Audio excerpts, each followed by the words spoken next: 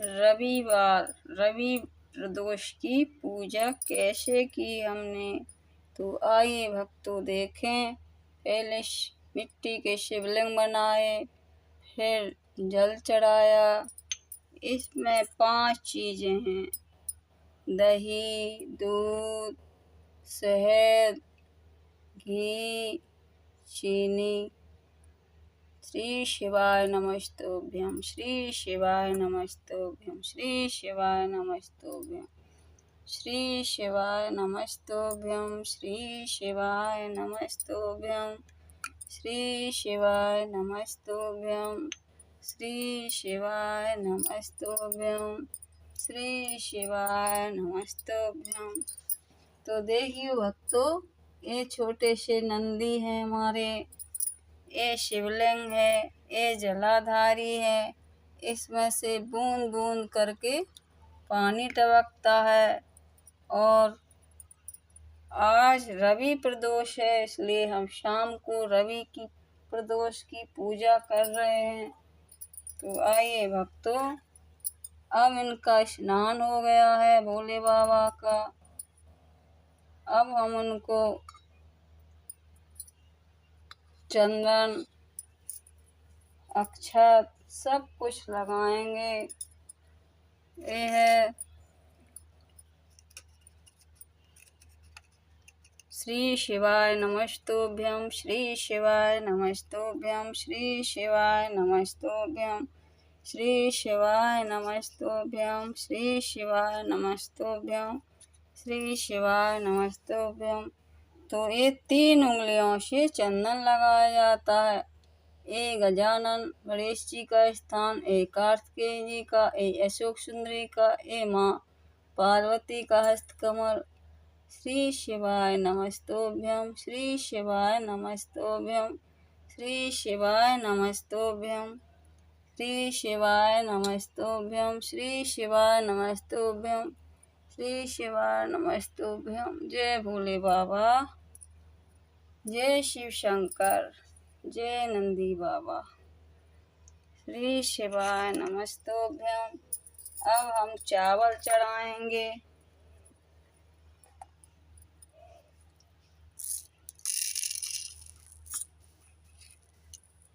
श्री शिवाय नमस्तुभ्यं, श्री शिवाय नमस्तुभ्यं, श्री शिवाय नमस्तुभ्यं, श्री शिवाय नमस्तुभ्यं, श्री शिवाय नमस्तुभ्यं।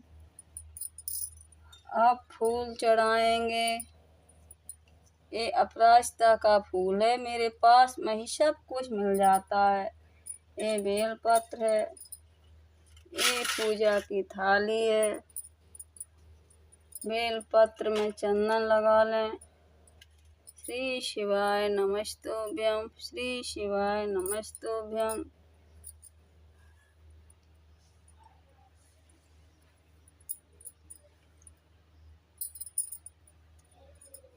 श्री शिवाय नमस्तुभ्यं, श्री शिवाय नमस्तुभ्यं, श्री शिवाय नमस्तुभ्यं। ये शमी है,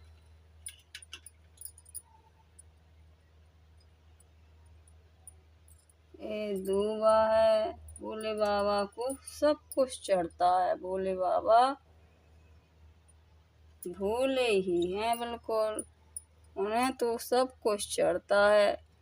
उन्हीं से ले लो, उन्हीं को चढ़ा दो। उन जैसे श्री शिवाय नमस्तुभ्यं, श्री शिवाय नमस्तुभ्यं, श्री शिवाय नमस्तुभ्यं, श्री शिवाय नमस्तुभ्यं। ये फल है, भोले बाबा को अर्पण है।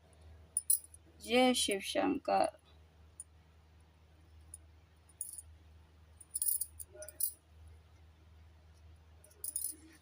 ये पोथी है भोले प्रदोष व्रत की, तो इन्हें भी हम अक्षत चढ़ा देंगे। तो आइए भक्तों, अब क्या करना है। काली तिल है, काली तिल भी चढ़ा देंगे।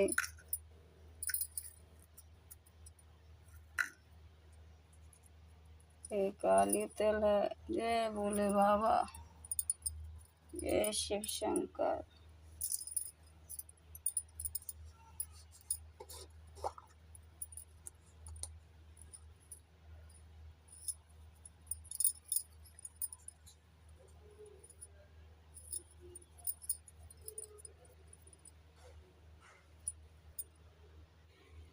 तो आइए भक्तों, अब सुने रवि प्रदोष व्रत कथा।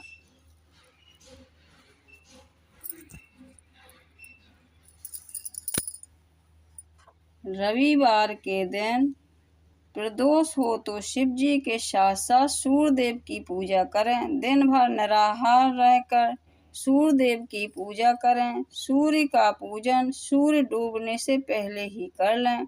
प्रदोष व्रत में नमक, तेल आदि नहीं खाना चाहिए। दिन भर निराहार व्रत रखकर शाम को पूजन करके गेहूं का आटा, दूध, मिठाई, गुड़, फल आदि खाना चाहिए। 1 वर्ष तक नियमित प्रदोष व्रत करने से मनुष्य के रोग, शोक तथा शत्रुओं का नाश होता है और व्रती धन, धान, कीर्ति आदि प्राप्त करता है।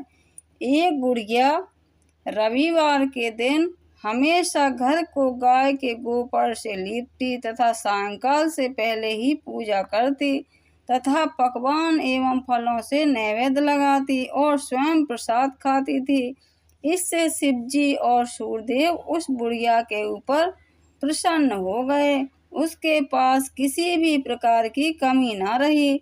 उसकी संपन्नता को देखकर पड़ोसन को उसके ऊपर बड़ी ही ईर्ष्या हुई। उसने अपने मन में सोचा कि यह बुढ़िया मेरी गाय के गोबर से अपना घर लीपती है, इसी कारण इसको धन धान की प्राप्ति हुई है।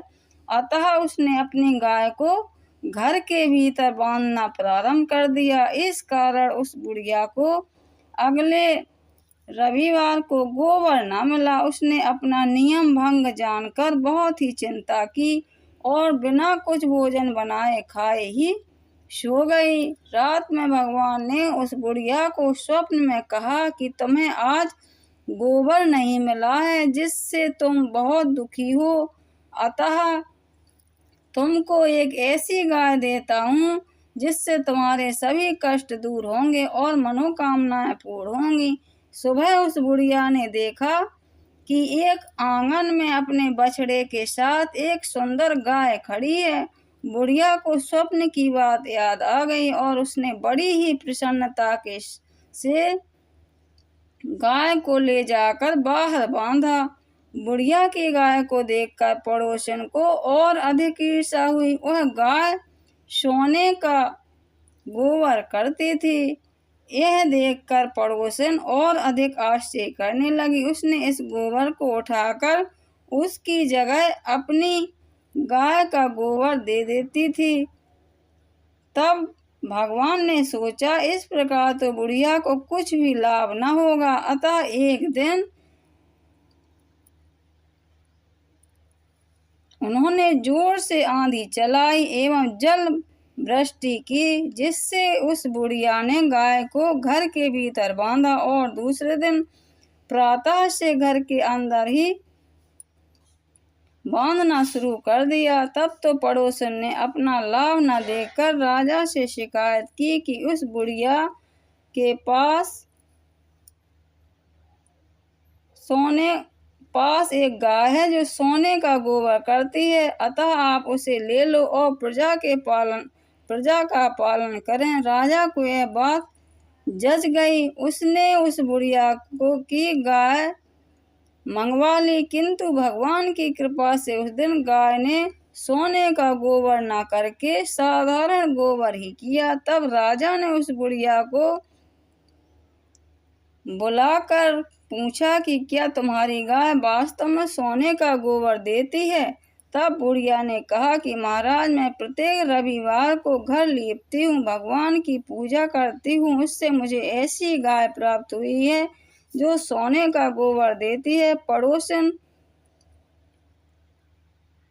पड़ोसन के कहने से आपने मेरी गाय छीन ली। यदि आपके यहाँ सोने का गोबर नहीं करती तो इसमें मेरा क्या दोष है। बुढ़िया की यह बात सुनकर राजा ने उसकी गाय वापस कर दी तथा उसने क्षमा याचना की। राजा ने पड़ोसन को दंड दिया और संपूर्ण राज्य में घोषणा करवा दी कि सभी लोग रविवार का व्रत करें। राजा ने स्वयं व्रत करना आरंभ किया, जिससे राजा की वह प्रजा संपन्न हो गई। राज्य में धन धान आदि किसी प्रकार की कमी न रही। जय बोलो रवि प्रदोष भगवान की जय, शिव शंकर की जय, माता पार्वती की जय, गजानन गणेश जी महाराज की जय।